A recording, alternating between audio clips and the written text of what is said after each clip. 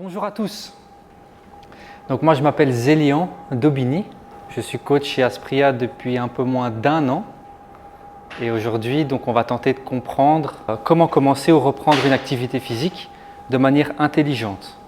Donc l'objectif du jour, ça va être de vous donner les clés pour reprendre ou commencer une activité physique sans se blesser et progresser de manière efficace. On va tenter de comprendre l'importance d'un départ progressif, la fixation des objectifs, certains concepts liés à l'entraînement et comment booster et éviter la déprime hivernale. Si vous avez des questions, notez-les et je ferai à la fin un temps pour qu'on discute. L'objectif aujourd'hui, ça va être que vous compreniez l'idée que je veux véhiculer derrière les concepts que j'illustre, plus que vraiment les termes scientifiques. Si vous sortez de là et que vous avez compris vraiment l'idée, c'est le plus important. Alors, qu'est-ce qu'une activité physique? Donc, une activité physique, c'est une série de mouvements qui créent une dépense énergétique supplémentaire à notre état de repos. Donc, quand on se repose, imaginons je passe toute la journée dans le canapé, je dépense de l'énergie, je dépense des calories. Donc, une activité physique, c'est une mise en mouvement qui va générer une dépense calorique supérieure à notre état de repos. C'est une mise en mouvement, on sort de cet état d'équilibre, on sort de notre zone de confort. C'est une activité qui nous provoque un stress.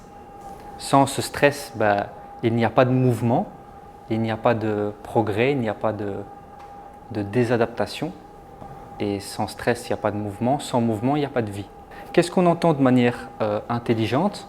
Ce qu'on va vouloir absolument faire, c'est progresser et c'est éviter de se blesser. La blessure, c'est quand même l'ennemi du progrès. Si demain vous avez un objectif de performance, vous voulez courir 10 km, soulever plus lourd, améliorer votre physique, optimiser votre nutrition, si vous vous blessez, ça va impacter votre mental, ça va impacter vos objectifs, ça va ralentir votre progrès.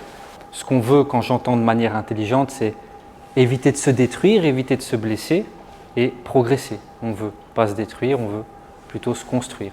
Et donc la première chose à faire pour progresser de manière intelligente, ça va être de ne pas y aller trop fort, trop vite. Donc ça, c'est un concept beaucoup utilisé en course à pied. Donc on parle de quantification de stress mécanique. Ce concept est applicable à plein d'autres pratiques et à n'importe quel type de progrès. Une activité physique, c'est un stress. Je mets mes muscles en mouvement, je provoque un stress. Sans stress, il n'y a pas de mise en mouvement, il n'y a pas d'activité. Pour progresser efficacement, il va falloir créer un stress. N'importe quel tissu de votre corps, que ce soit vos muscles, vos tendons, vos cartilages, sont capables de s'adapter à n'importe quel stress que votre corps subit, à condition que ça ne dépasse pas sa capacité totale d'adaptation. Je suis capable de soulever 10 kg, ça m'a procuré un stress et peut-être que je vais m'adapter, on le verra par après. Mais si je mets une tension trop forte par rapport à ce que je suis capable de soulever, je dépasse ma capacité totale d'adaptation. Et là, ça peut être crack, blessure. Donc, ce graphique a été mis en place par les travaux de Blaise Dubois, la clinique du coureur. Donc, c'est des Québécois qui sont spécialisés dans la course à pied. Pour progresser, il va falloir stresser votre organisme. Une activité physique, c'est un stress. Mais il va falloir stresser votre corps suffisamment pour créer un progrès et pas trop pour ne pas risquer de dépasser sa capacité maximale de ce qu'il est capable d'encaisser. Un bon entraînement, c'est un entraînement qui vous sort de votre zone de confort, mais sans dépasser la capacité de vos tissus.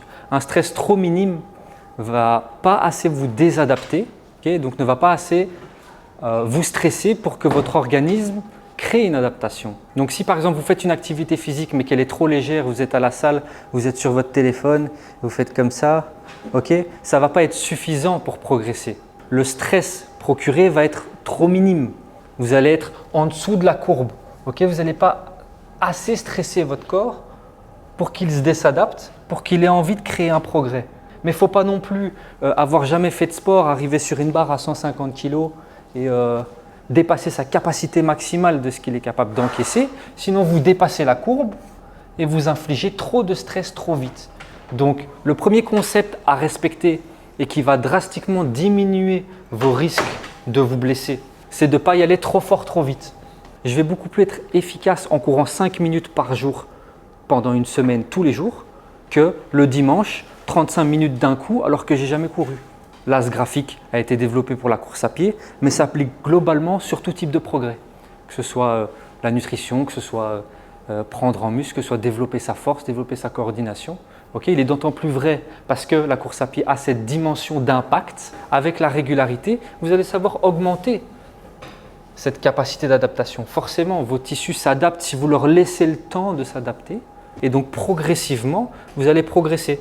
À chaque fois que vous faites du sport, il va falloir essayer d'être dans cette zone pour créer un progrès. Ça va? Le danger aussi, ça peut être par exemple les anciens sportifs. Donc, j'ai été champion il y a 10 ans ou de course à pied. J'ai fait des marathons il y a 10 ans. Ça fait 10 ans que je n'ai pas fait d'activité physique et je reprends avec la même intensité qu'avant la pause. Donc ça aussi, ça peut être un danger. Si vous êtes un sportif qui a eu un certain niveau ou un pratiquant de sport ou de fitness qui a eu un certain niveau, le danger, ça va être de reprendre avec les mêmes charges qu'avant. Par exemple, recommencer l'activité physique alors que ça fait 10 ans que j'en ai pas fait et ressoulever avec la même intensité. Ben non, ça fait 10 ans que vous n'en avez pas fait. Donc il y a l'ego.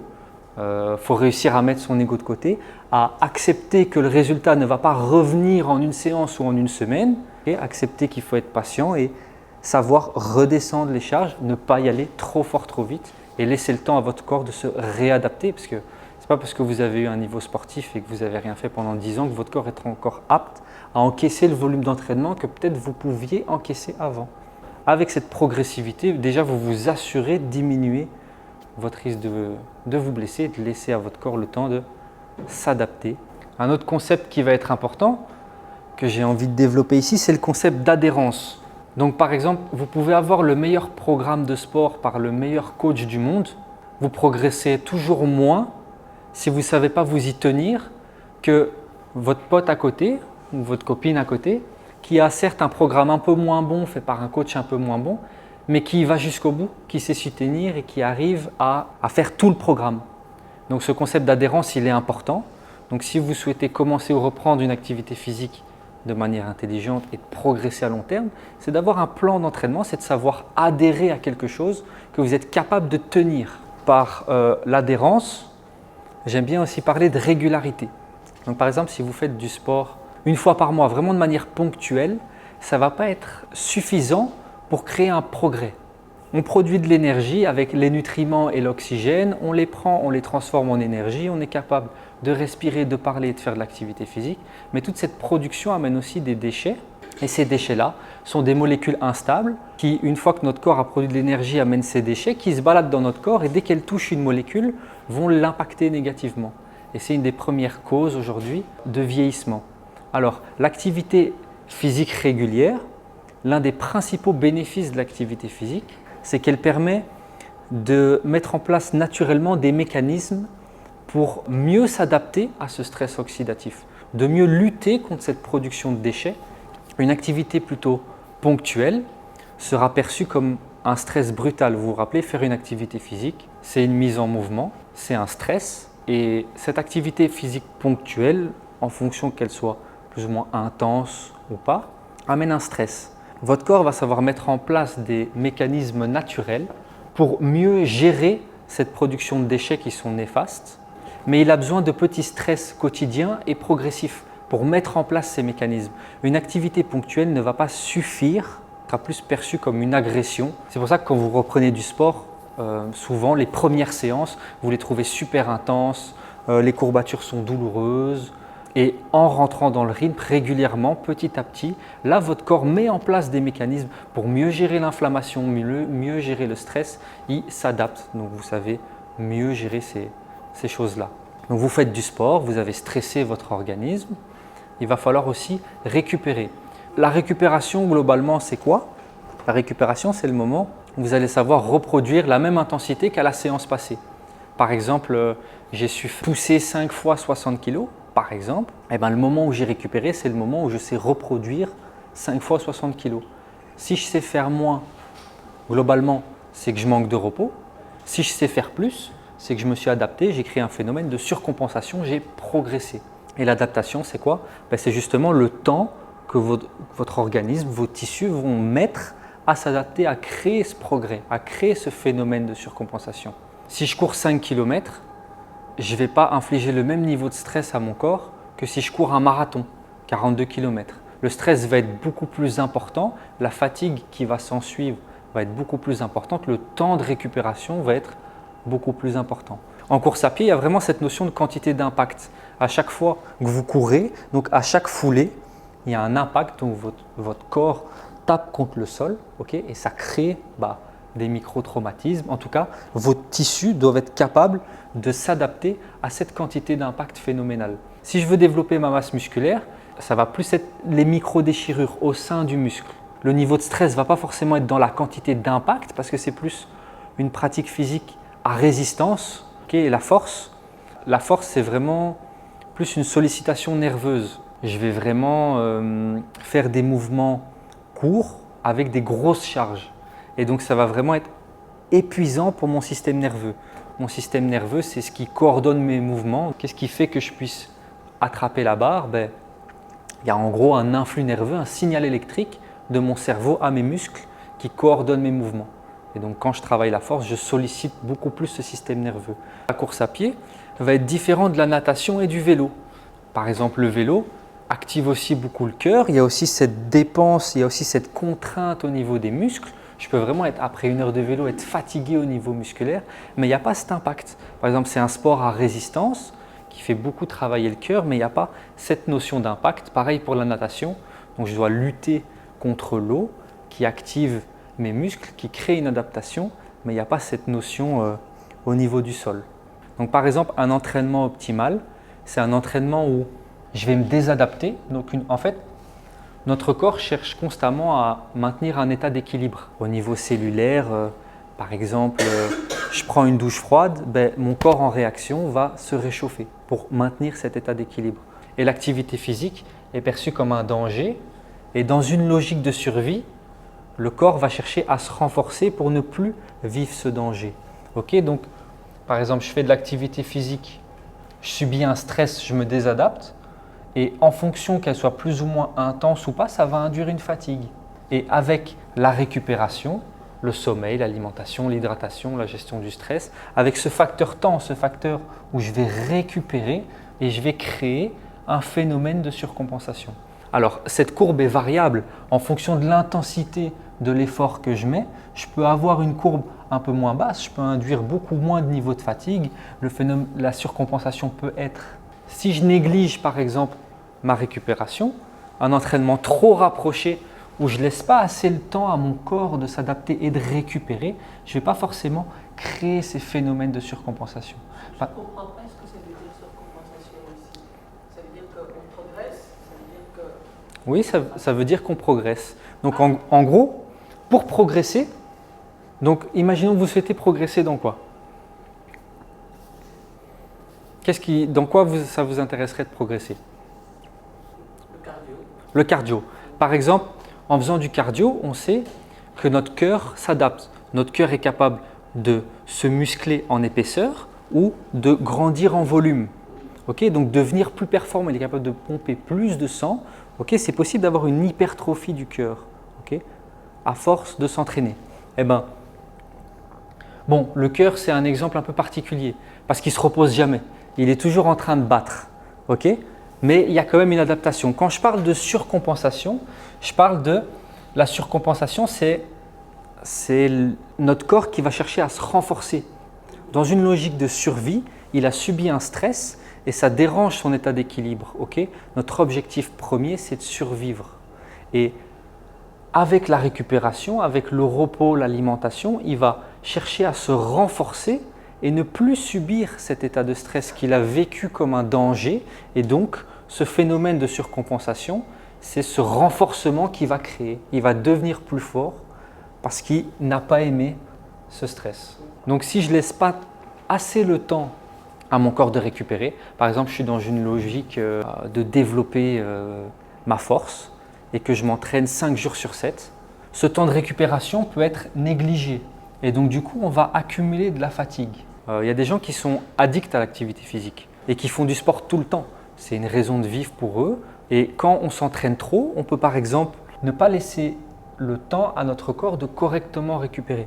Et donc du coup, on ne laisse pas ce phénomène de surcompensation opérer. Je m'entraîne, je me désadapte, j'ai induit une fatigue. Je rentre chez moi, je me repose, je laisse 2-3 jours, mais je suis encore un peu fatigué. Mon corps est en train de récupérer et je suis accro au sport, je refais une activité physique intense, je suis fatigué, je crée un stress, je rentre chez moi, je me repose, mais le lendemain, j'ai encore envie de faire du sport, je suis addict, hop, je refais une activité physique intense, je restresse mon organisme et donc du coup, je suis dans une courbe où je ne vais pas laisser assez le temps à mon corps de créer ce phénomène.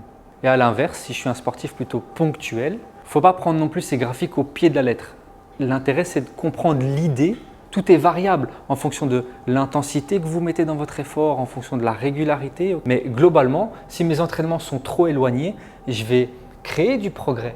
Mais mon corps se désadapte très vite. Par exemple, tout ce qui ne l'intéresse pas, tout ce qui n'est pas bénéfique pour lui, il ne va pas le garder. Si par exemple, je n'entretiens pas ma masse musculaire, pourquoi mon corps en aurait besoin? Si j'arrête de faire du sport, mon corps ne va pas garder quelque chose qu'il n'a pas besoin. Des entraînements trop éloignés ne vont pas permettre de progresser à long terme. À ce stade, vous comprenez que la régularité est quand même un facteur important dans le progrès. Ensuite, les temps de récupération. On sait aujourd'hui que les muscles récupèrent beaucoup plus vite que d'autres tissus de votre organisme. Par exemple, votre biceps. Vous avez vos muscles, au bout vous avez un tendon. Vos muscles ils sont constamment gorgés de sang, ils récupèrent globalement assez vite après un traumatisme. C'est quand même le tissu qui récupère le plus vite. Vos tendons ici s'attachent à vos muscles et s'attachent sur l'os. Tous les tendons de votre corps sont beaucoup moins innervés et mettent plus de temps à récupérer que vos muscles. C'est aussi une question de sensation. Donc par exemple, quand je fais de l'activité physique, je me repose 1 jour, 2 jours, 3 jours. Je suis capable d'être à l'écoute de moi-même, de sentir mon corps, si je me sens frais, si je sens encore une petite gêne, une petite lésion, un petit traumatisme, si c'est le moment ou pas. Moi, je sens quand je suis capable de refaire, si c'est le moment ou pas, si je suis encore un peu fatigué. Je vous dis ça parce que ça récupère très vite les muscles. Donc si j'ai des entraînements trop rapprochés, mes muscles peuvent récupérer assez vite, mais pas encore mes tendons. Donc c'est possible que mes tendons qui mettent plus de temps à récupérer soient encore lésés, alors que mes muscles ont eux correctement récupéré. Donc je peux me sentir frais à refaire un entraînement, mais je traîne peut-être une fatigue au niveau de mes tendons. On voit globalement que votre système nerveux qui coordonne vos mouvements récupère assez vite comme les muscles. Donc les fascias, c'est une couche fibreuse qui entoure tout votre corps et chacun de vos muscles. Donc nos muscles sont capables de bouger parce qu'ils sont entourés dans une espèce de couche fibreuse qui leur permet de bouger.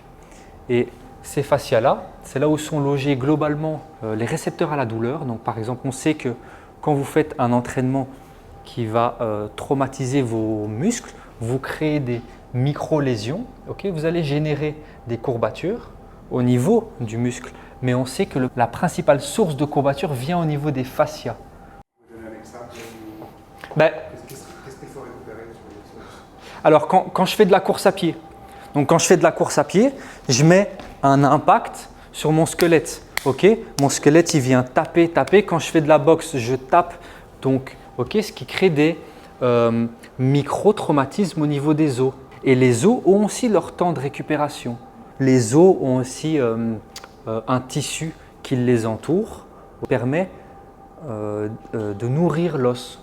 L'os aussi reçoit des nutriments, il reçoit du calcium, il reçoit du phosphore, il reçoit des nutriments et donc il se régénère aussi, il se durcit aussi. On sait qu'aujourd'hui la course à pied améliore la densité, la dureté du squelette. Les impacts contrôlés, en n'y allant pas trop fort, trop vite, renforcent le squelette à long terme.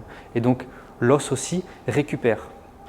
Et aussi il faut savoir que tous vos tissus de votre organisme se régénèrent constamment. On est constamment en train de dégrader du tissu et de le régénérer. Nous sommes par exemple un amas de 1000 milliards de cellules, mais nous sommes aussi qu'un amas de protéines. Par exemple, tous nos tissus sont des protéines ensemble et tous les jours, votre corps est capable d'aller puiser de l'énergie dans ces protéines. Par exemple, si je ne mange plus, comment mon corps il va faire pour avoir des calories? Il est capable de dégrader n'importe quel type de tissu quand on est en déficit calorique, quand on mange moins, on ne perd pas que du gras. Ça serait merveilleux de moins manger et de perdre du gras de manière localisée où on veut. On sait que notre corps est capable de dégrader n'importe quel type de tissu pour produire de l'énergie, comme de la masse osseuse, comme des muscles, du cartilage, du tissu adipeux, donc des graisses. Okay. J'avais une question.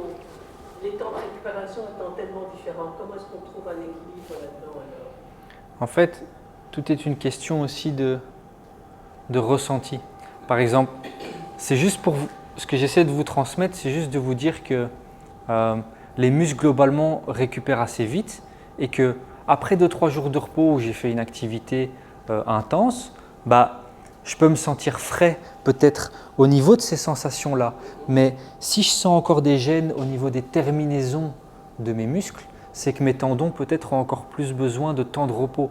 En fait, l'idée, c'est toujours cette question de trouver un équilibre, trouver suffisamment de temps de repos, mais pas trop. En fait, l'idée, c'est le concept que j'ai donné au début de ne pas y aller trop fort, trop vite, est vraiment une chose qui va vous permettre, en y allant vraiment de manière progressive, de s'y retrouver. Alors après, comment on le sait? Ça serait magnifique d'avoir une application et de se dire « Ah oui, là, mon tendon droit, il a récupéré qu'à 70%, il vous manque 24 heures. » Oui, mais ce n'est pas encore possible, du moins je ne pense pas. Et donc voilà. C'est pour ça que je parle de sensation, de ressenti. On sait aujourd'hui, globalement, que certains tissus récupèrent plus lentement que d'autres, mais on ne connaît pas encore tout et on ne sait pas encore tout maîtriser. Pour commencer une activité physique de manière intelligente, pour durer dans le temps, pour vraiment diminuer ce risque de blessure, ce qui va être très important, c'est de faire un bon échauffement.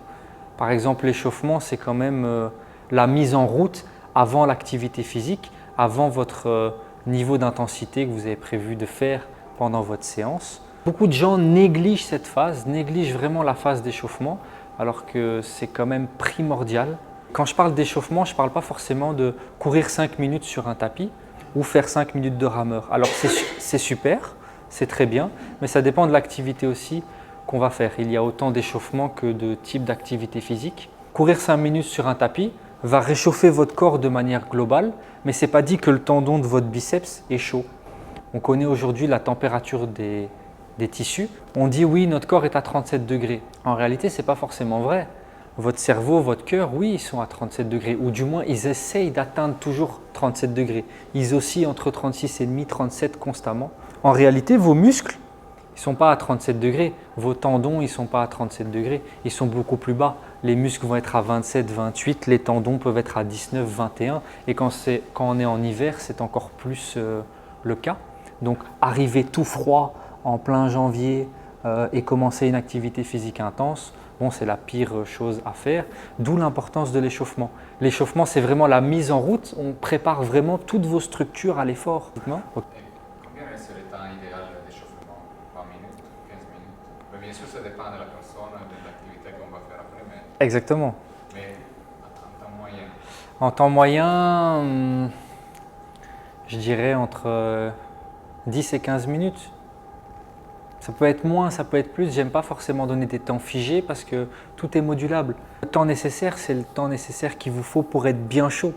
Un échauffement optimal, ça va être un échauffement global, donc faire monter la température générale de votre corps, mais aussi faire un échauffement spécifique lié à votre pratique. Par exemple, si vous allez contracter vos jambes, faire du squat par exemple, ou pousser à la presse en bas, vous allez solliciter vos tendons. Faire un échauffement global va peut-être réchauffer la température de votre corps, mais ce n'est pas dit que votre tendon sera chaud. Donc avant, je vais peut-être me mettre sur une machine et faire des séries longues à faible charge qui vont me permettre de chauffer mes tendons. Et donc quand je vais arriver sur mon gros exercice à la presse, j'aurai mes structures plus froides que mes muscles qui seront préparés à l'effort. En démarrant chaud, donc je diminue mon risque de blessure, mais j'augmente aussi mes performances. On sait que par exemple, un bon échauffement, donc arriver chaud avec des structures prêtes pour fournir une intensité, augmente les performances de 4 à 5%. Par exemple, je prends un haltère et j'essaye de le soulever alors que je suis complètement froid, mais je ne vais pas être aussi performant que si j'ai fait des séries au préalable bien chauffé. Donc quand je fais des contractions musculaires légères, ok, ben, j'augmente la circulation sanguine, j'augmente l'échange de ces nutriments dans le muscle. Il y a toute une cascade positive qui s'enclenche. Okay. Alors maintenant, nous allons parler de la fixation d'objectifs. Donc apprendre à se fixer des objectifs réalistes et motivants. Donc les objectifs, c'est quand même important si on veut progresser. Donc on peut naviguer à l'aveugle sans destination, mais c'est toujours intéressant de savoir où on va. Voilà, même avec de l'expérience, on se dit toujours oui, moi je me connais assez, j'ai plus besoin d'objectifs, mais c'est toujours bien d'avoir une direction, une trame. Okay.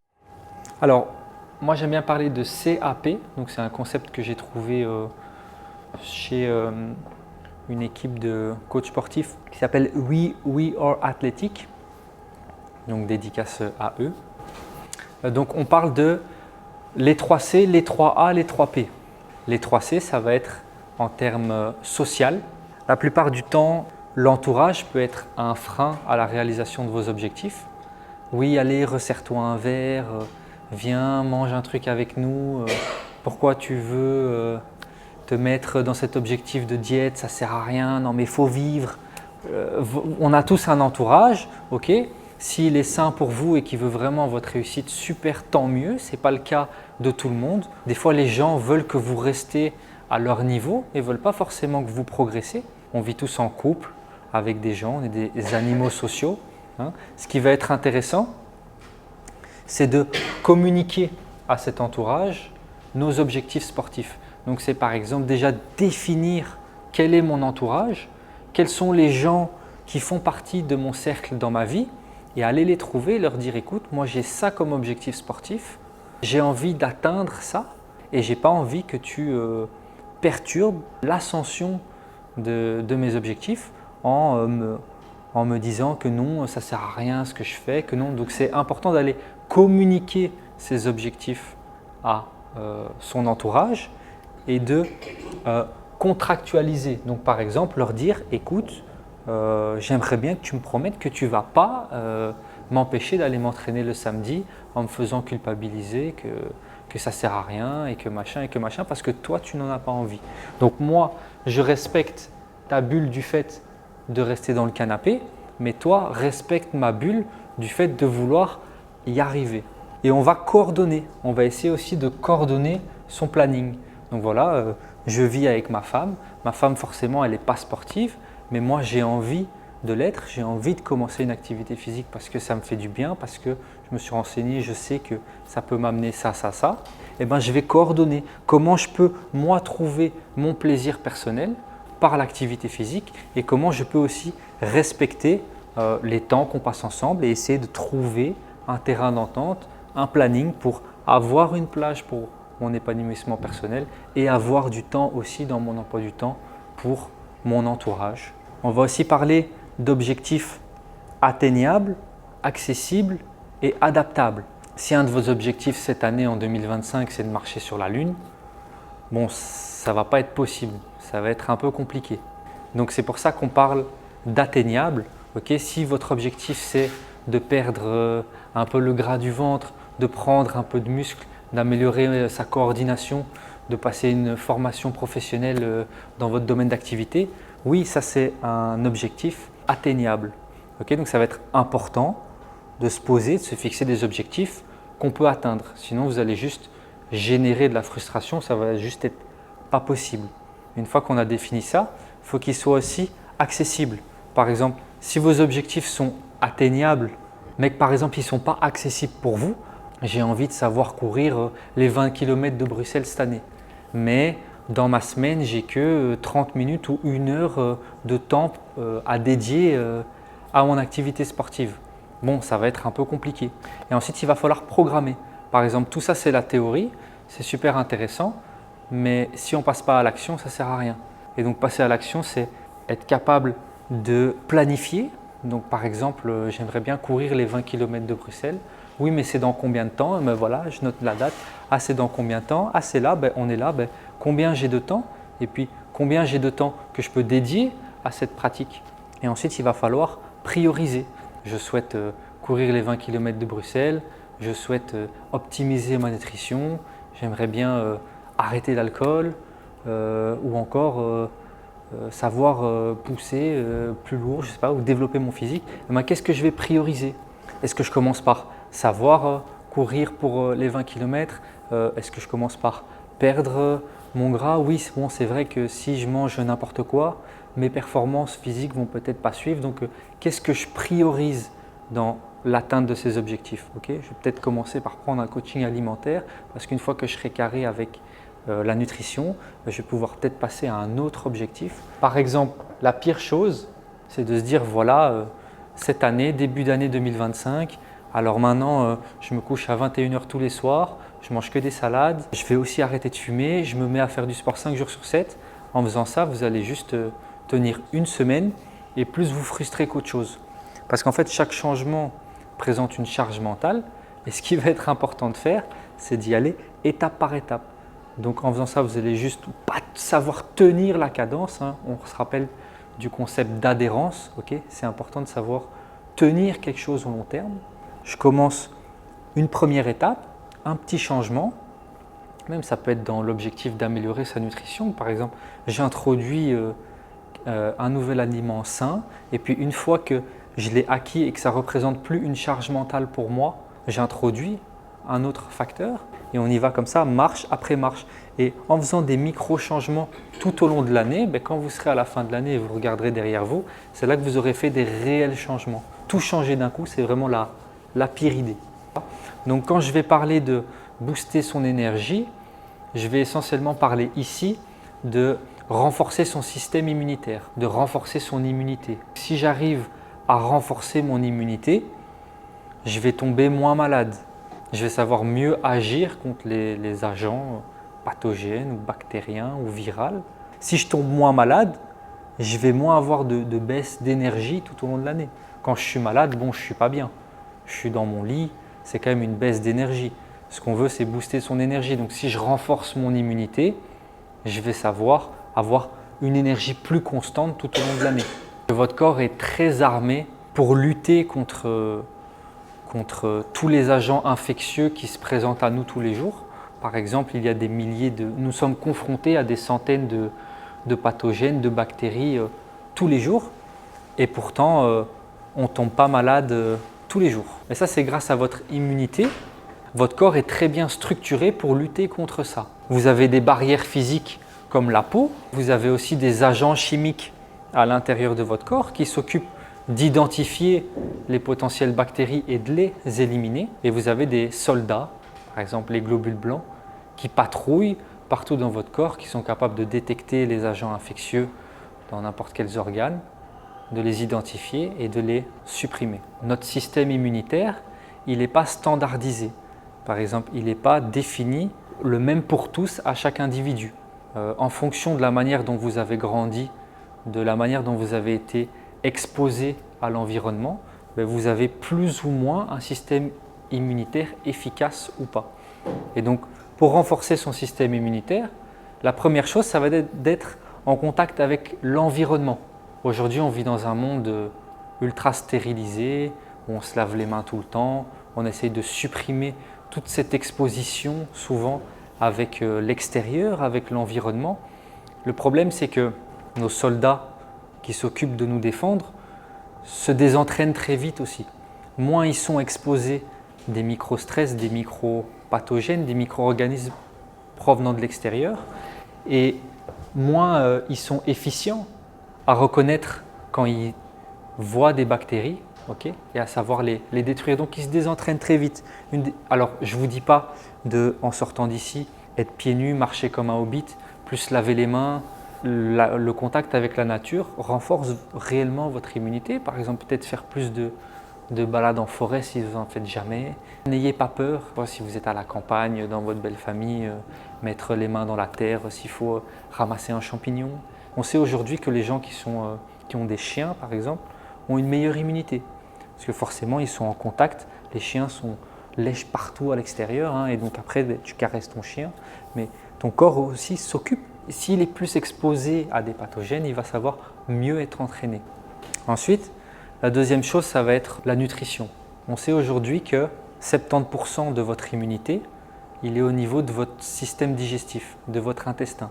Dans votre intestin, vous avez une paroi muqueuse, tapisse tout votre intestin. Votre estomac broie les aliments, les transforme en nutriments. Les nutriments arrivent dans votre intestin et c'est là qu'ils vont passer dans votre corps pour aller nourrir votre corps.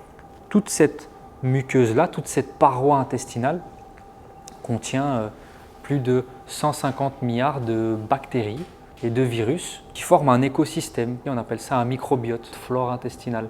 Donc vous avez tous, alors peut-être pas tous parce que ce n'est pas standardisé, en fonction de la manière dont vous avez évolué, peut-être que vous en avez plus, peut-être que vous en avez moins. Si vous avez une plus grande richesse de bactéries à l'intérieur de vous, vous êtes plus armé à lutter. Alors, et quand je dis que 70% de votre immunité se situe à ce niveau-là, c'est que cette muqueuse intestinale dans vos intestins, toutes ces bactéries sont capables de produire, participent aussi à la production des anticorps, sont capables d'envoyer des signaux à vos organes pour détecter les agents pathogènes. En gros, votre intestin, c'est vraiment un centre de contrôle au niveau de l'immunité qui va s'occuper d'aller rendre aussi plus efficaces ces anticorps, ces globules blancs, vos premières défenses contre les infections. Et je parle de ça pourquoi? Parce que quand vous mangez, votre microbiote, toute cette pluralité de bactéries, s'occupe également de participer à digérer les nutriments, à digérer ce que vous mangez. Vous avez déjà entendu peut-être parler l'intestin, le deuxième cerveau. Ce qui va être important, c'est de manger des fibres. Vous avez peut-être déjà entendu parler des prébiotiques. Il y a des gens qui prennent des prébiotiques, probiotiques. Ok, des prébiotiques, c'est quoi? C'est des fibres. Quand je mange des fruits et des légumes entiers, hein, pas transformés en jus, je mange la matrice naturelle du fruit. Ça contient des fibres. Ces fibres alimentaires-là, votre corps ne sait pas produire d'énergie avec.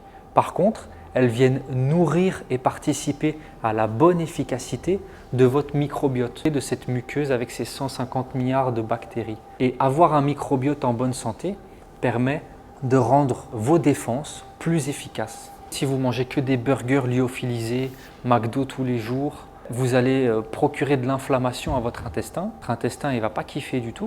Vous pouvez dérégler votre flore intestinale, ce qui va avoir un réel impact sur votre immunité. Essayez d'avoir une alimentation peut-être moins transformée, consommer des produits bruts au lieu d'acheter des trucs transformés. Transformez vous-même et cuisinez. Des fruits et des légumes, ça contient des fibres, des légumineuses, tout ce qui est haricots. Les fibres alimentaires participent au bon développement de cette flore. Puis il y a également des suppléments qu'on va voir après qui sont essentiels. On va voir la supplémentation, les principaux nutriments essentiels à l'immunité. Et évidemment le sommeil. Quand vous êtes fatigué, vous avez une baisse de tous ces mécanismes qui se mettent en route chaque jour pour vous aider. Si maintenant vous et moi on fait la teuf pendant 3 jours, on ne dort pas, on va vite comprendre que le sommeil c'est important pour être alerte, pour le bon fonctionnement de notre organisme. C'est vraiment la nuit que votre corps se régénère. On a plusieurs phases de sommeil. Le sommeil est vraiment très important au niveau de l'énergie. On va voir également la supplémentation pour l'immunité. Au moins 90% des gens sont carencés en vitamine D. Alors à part si vous partez au Maroc une semaine par mois, que vous restez 8 jours, que vous vous explosez devant le soleil et que vous êtes à chaque fois toute l'année ici bronzé juste pendant 2-3 semaines, ok, peut-être pas. Peut-être que vous n'êtes pas carencé en vitamine D. Mais ici, depuis 2-3 mois, je ne sais pas si vous avez remarqué, mais le soleil, on ne l'a pas vu beaucoup de fois. La vitamine D, c'est quoi? C'est une hormone. Allez, c'est une vitamine, mais aujourd'hui, on sait qu'elle joue un rôle plus d'hormone. Elle se synthétise au niveau de la peau. Le soleil est sur votre peau et vous synthétisez de la vitamine D. Ensuite, elle va s'activer avec le foie, ok, et se stocker au niveau du gras. Et là, vraiment, plein d'effets hyper intéressants. Son rôle au niveau de l'immunité, il est vraiment crucial parce qu'elle va jouer un rôle d'immunomodulateur. Elle va permettre de rendre efficaces les macrophages. Donc, c'est vraiment vos défenses naturelles qui sont en première ligne quand vous avez une infection. On sait aujourd'hui que par exemple, pendant le Covid, les gens qui étaient le moins déficitaires en vitamine D sont ceux qui ont plus su lutter contre le Covid. La vitamine D, elle est vraiment cruciale. C'est vraiment aussi une hormone qui va vous permettre de lutter contre cette déprime hivernale. Le soleil, regardez, allez, pas le soleil, mais les rayons du soleil et vraiment la lumière a un réel impact. Ok, on est censé au moins avoir du soleil tous les jours pour le bon fonctionnement. Aujourd'hui, ce n'est pas le cas. Donc, d'où l'intérêt de se supplémenter en vitamine D. Quand on sait que plus de 90% de la population sont carencés en vitamine D, vraiment, je pense que se supplémenter en vitamine D, c'est vraiment la base. Sportif ou pas sportif, c'est vraiment le complément alimentaire santé. C'est important quand même d'avoir des bons niveaux de vitamine D. Ça va vraiment jouer un rôle dans votre immunité. Le zinc, par exemple, le zinc, c'est un nutriment qu'on trouve qui se fait assez rare dans l'alimentation. C'est possible d'avoir des niveaux de zinc. Bon, bien sûr, il ne faut pas manger transformé, hein, sinon là, ça va être très compliqué.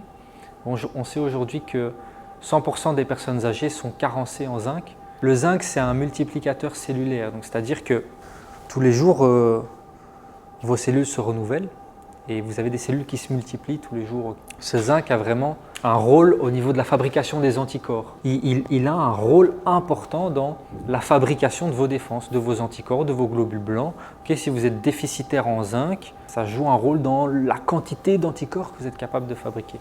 Alors, la supplémentation en zinc, elle intervient vraiment en termes de prévention. Quand vous êtes malade, il y a souvent un pic où vous êtes le plus mal. Il est déconseillé de prendre du zinc quand vous êtes en pleine phase où vous êtes malade parce que les bactéries dans votre corps sont capables aussi d'utiliser le zinc pour se multiplier. Donc c'est bien de prendre ce zinc en termes préventifs, okay, ou du moins de contrôler, d'avoir un bon niveau de zinc dans l'alimentation. Et si on n'arrive pas à en trouver, se supplémenter en zinc. Et quand on est malade, peut-être mettre de côté la supplémentation le temps de ce pic où on n'est vraiment pas bien et après de le reprendre. La vitamine C, bon ça elle est assez populaire, c'est assez connu. Il y en a dans les fruits par exemple le kiwi, le poivron, les oranges.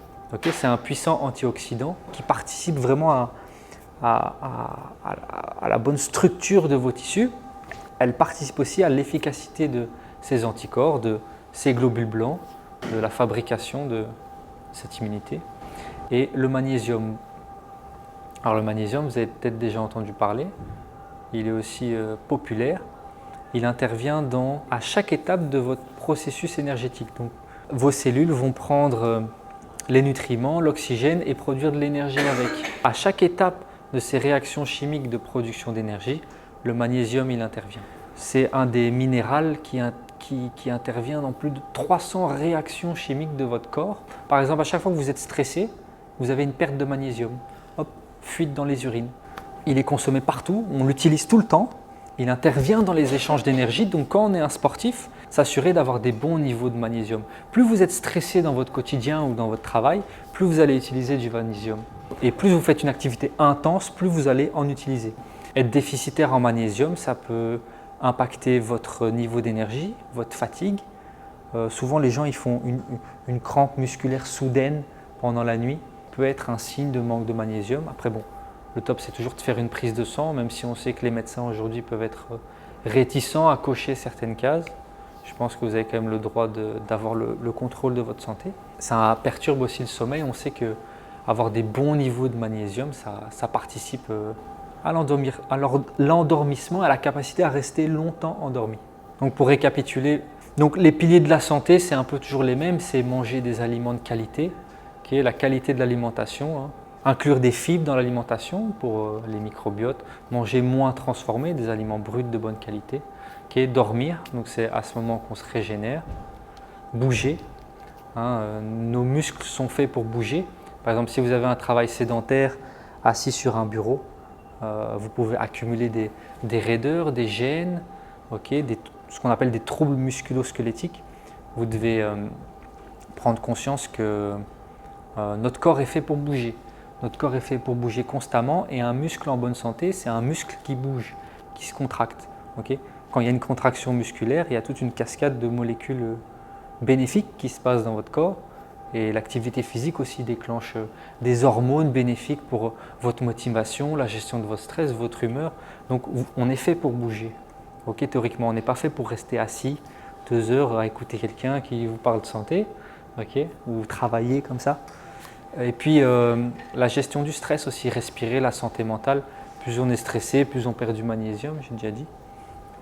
Donc voilà, c'est un peu les leviers sur lesquels vous pouvez agir pour optimiser votre énergie, booster votre énergie par des micro-changements petit à petit, pouvoir avoir une santé de fer. En conclusion, la santé c'est quand même la base de tout. Si vous souhaitez progresser et que vous avez des douleurs articulaires, des gènes, une santé un peu pas forcément au top et que vous pouvez être capable de l'optimiser, ça va être important de d'abord optimiser cette santé parce qu'avec une santé moyenne, ça va avoir des répercussions sur tout ce que vous allez faire après. Avec une santé pas optimale, vous allez moins savoir adhérer à votre programme d'entraînement, vous allez récupérer moins vite, okay, vous allez savoir peut-être encaisser moins un stress et donc ça va avoir un impact. Donc le premier, ça va toujours être la santé, s'occuper de sa santé. Ensuite, l'adhérence, tout ce concept d'adhérence, de savoir tenir son programme d'entraînement. Qu'est-ce que je suis capable de tenir au moyen long terme, au long terme. On ne crée pas des performances en une semaine, on n'atteint pas des objectifs en une semaine. Donc qu'est-ce que je suis capable d'adhérer, de tenir, dans quoi je suis capable d'être régulier, quelle activité physique je suis capable de tenir. La notion de plaisir est très importante. Qu'est-ce que j'aime faire? Dans quoi? Quelle activité physique m'épanouit? Quel sport me plaît? Il ne faut jamais oublier cette notion de plaisir. Et puis après, être progressif. Donc être progressif, c'est vraiment important. Je l'ai répété tout au long que vous souhaitez perdre du poids, changer petit à petit, que vous souhaitez courir 20 km, y aller minute de course après minute de course. Et puis après, on parle d'optimisation. Okay, optimiser sa récupération, pas négliger trop sa récupération, être sûr qu'on récupère assez. Voilà. N'hésitez pas à rejoindre la communauté Zellness. Vous voyez, moi je m'appelle Zélian, ma société de fitness c'est Zellness. Okay, donc je mettrai cette rediffusion sur YouTube. Okay, vous tapez Zellness sur YouTube si vous avez envie de revoir. Voilà, sinon je suis actif sur Instagram aussi. Si vous voulez profiter de conseils en nutrition, en matière de santé, de performance, voilà, c'est toujours intéressant.